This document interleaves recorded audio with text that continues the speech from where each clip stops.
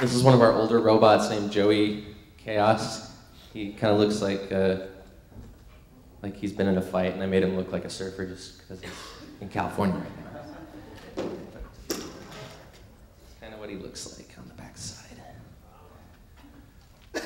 So my talk is only partially going to be about robots, and the rest is going to be about human intelligence versus artificial intelligence, which is also kind of the singularity versus the convergence. I go by two names, actually, Kevin, and I have an art name, and I'll get into that in a second. I'm just going to give a quick background because I come at robotics from a completely different approach than what you might think. A little more? Okay. How's that? Most people that talk about, or give presentations about, or make videos about, or present anything about robotics or artificial intelligence are usually left-brain prisoners, people in academia that live in this realm over here of cube world. They rarely get out, and as we all know, or as I realized after being in that world for 10 years, that most disciplines don't communicate with each other. They are very rigid, they hide secrets, and so they rarely have a bigger picture of anything outside of their little discipline. So my backstory is that I'm an engineer, scientist, researcher, inventor, roboticist, but after 10 years of that, I quit and lived in a camper on a lake in Montana for 8 months and basically transformed into an artist, photographer, musician, innovator, designer, just by sheer like willpower, basically. I was tired of that life and wanted a right brain life for a little while. But it basically allows me to come back and look at robotics and artificial intelligence and human consciousness expansion from a bigger picture, which seems to be eluding most people because they're stuck on one of these sides of their brain. I like the term Renaissance humanist, because that's basically Leonardo da Vinci. You know, I'm striving to be, just know as much as possible about everything as possible. At Hanson Robotics, this is basically just kind of a look at our crazy team.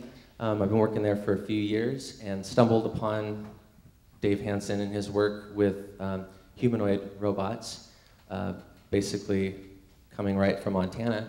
And the reason I bring this up is because before I get into that topic, I want to inspire everybody that one crazy powerful idea can really change the world and can really do wonders. And this is interesting because in 10 years of working in a corporation for no recognition, nothing, like you just work your butt off, and they don't prize creativity. They actually don't like creativity. You get penalized for being innovative, saving money, being creative. I worked in the defense industry, and that's pretty typical there. But what I found out was that going off on my own and working in a small company with just starting out with 2 people, then 3 people, then we got up to about 15 people, and now we're back down to about 5 people, that instantly your creativity and your innovation is seen. We have robots all over the world. We've been all over the world. We've demoed all over the world. And this is just in 3 years. And I highly encourage anyone, the other point up there is we've worked with universities that spend $2 to $5 million and can't do what we've done on $5,000 to $100,000. And that's because of the bureaucracy. You know, they can't get anything done.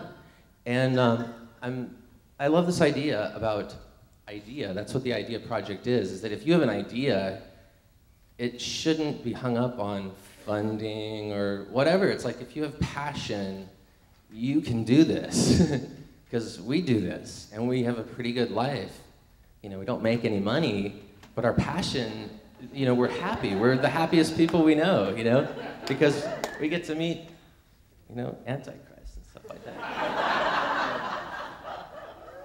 I just shamelessly put this up here, not because I'm trying to sell our company, but just to give you an idea, again, of one idea working outside of the box and being an innovator, with 3 people, you can do this. You know, it doesn't matter how crazy the idea is, you can do it.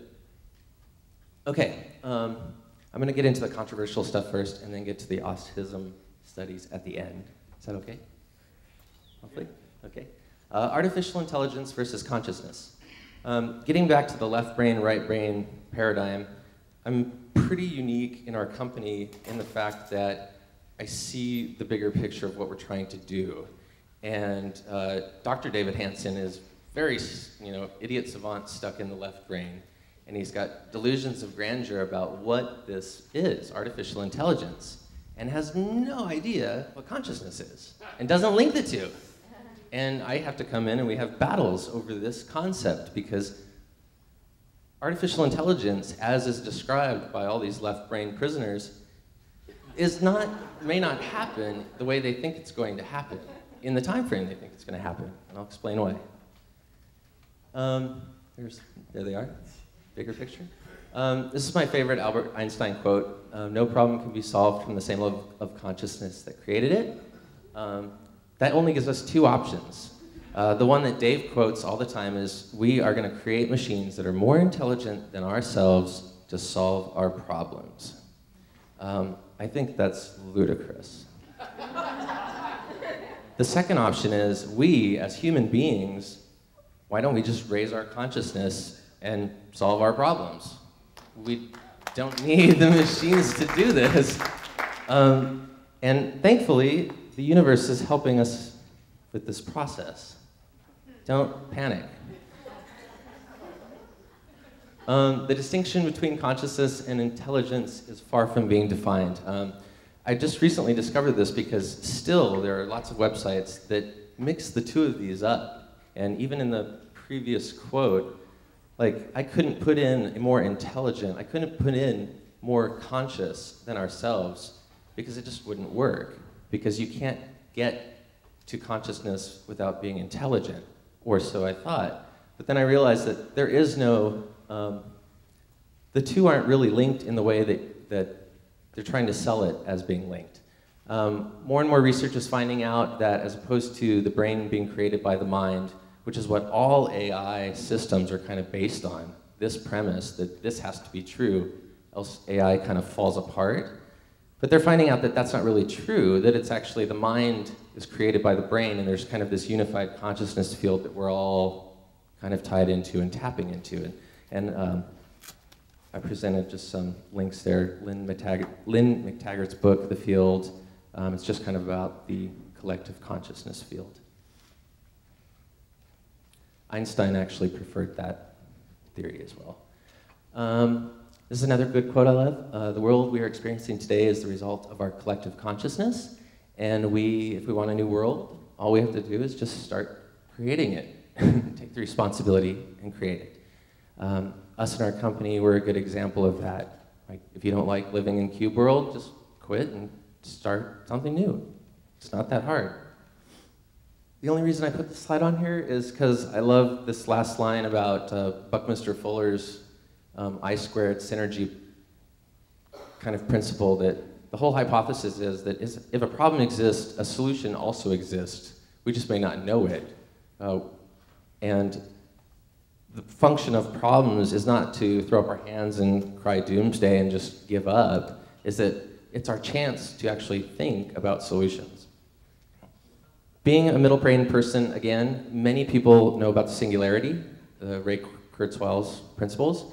It's really interesting that the whole singularity is kind of based around the idea that it's mind and body, that's it. And from the singularity, you get this transhumanism or post-human movement, which is a really kind of dangerous idea. It's been described as that, as accentuating the mind and the body. But they're forgetting the critical component of, that humans don't just consist of mind and body, we consist of consciousness as well. One of the reasons why this curve, which is mostly quoted as the doom and gloom idea of what artificial intelligence is, that they love quoting this, is that machine computing is exponentially rising. That's a fact. And at some point in time, it's going to surpass all human brains, and then the machines are going to take over, and it's going to be Terminator. But, and they always predict it's 2070 in this slide, it's 2020 or 40 in this slide. But what they're missing out on is, Kurzweil's premise is that our biological intelligence is fixed, meaning that only non-biological intelligence is growing exponentially. And this is a false premise, because human beings are evolving right now very rapidly. And this is scientific data. We are more different from people 5,000 years ago than they were from the Neanderthals. Our evolution is speeding up, and they're finding this out now, is that we're becoming smarter, our DNA is changing, it's evolving very rapidly. I'm not going to read through the whole slide, but there's lots of science there. Also, intelligence is increasing. There's the Flynn effect of IQ, going back 60 years, over 14 nations. The IQ jumps up 5 to 25 points with each generation. This is recent. So we are getting smarter. Now, it contradicts Kurzweil's principle that we are actually not evolving and we're just staying the same. And it's not true, because we are evolving and getting smarter. And you can find this out from just talking to kids. I mean, we have kids that work in our robot shop that are in high school that are smarter than us with degrees, and they've never had classes. They just know it. They know electronics, they know computers, they know how to program. They never got taught. They just know it. And it's the craziest thing, but it's true. 4 minutes, okay. I don't know if I can do this in 4 minutes, let's see. There's also the mass human excitability. Maybe I'll just skip to the autism, and I can share all this with people outside during the break. Because the autism research is really cool. One of the things that we're doing with these robots, and it does really relate to these robots, because one of the questions is, if we're expanding our consciousness, if AI systems don't really matter, if the singularity isn't probably going to happen the way we think it is, because we're actually raising our consciousness up as fast as human-machine computing, then what's the point in doing robots? Really. And one of the major points is that we, as a company, have taken on this friendly AI approach, and we realize that there's no funding. Most of it's going to the military. There's nobody really funding friendly artificial intelligence. And that's really what our company is based upon. And most of it has been in social interactions, social robotics, to help the elderly. This is one study that I love. They put a real dog, tested it with nursing home patients, graded it. They exchanged it out with an AIBO, got the same results. It didn't even matter if it was a real dog. The robot sufficed. They just needed the attention and the love and the interaction. So, why have a dog in a nursing home when you can have an AIBO if it does the same thing? Hospital critters is another one. This is a project we're working on right now where not terminal, but children that have long stays in hospitals, they had this idea of creating these interactive robots where these robots will be fully interactive and run around the hospital, so you don't need nurses comforting, keeping children occupied. You can actually have robots that are fun, lovable, cute, have characters, have backstories. They could be in hospitals, so that's one other really good application of this. This year, we did an autism experiment that turned out incredibly well. The data is not in yet, and I know that you'll be interested in this. But their premise, we built this android and took it to Italy and tested it on 8 severely autistic children. And the hypothesis is that,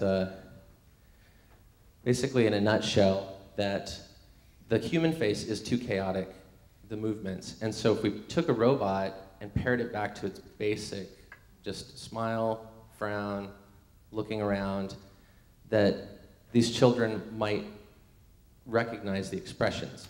And these were kids that, these were kids that wouldn't even sit still in a chair previously. They'd run around the room, they had no attention span, they'd scream, they were out of control. And whatever the robot, like the previous robot they had, or a person in its place was trying to do, the kids didn't get it. But each of these 8 kids were completely enthralled with this robot.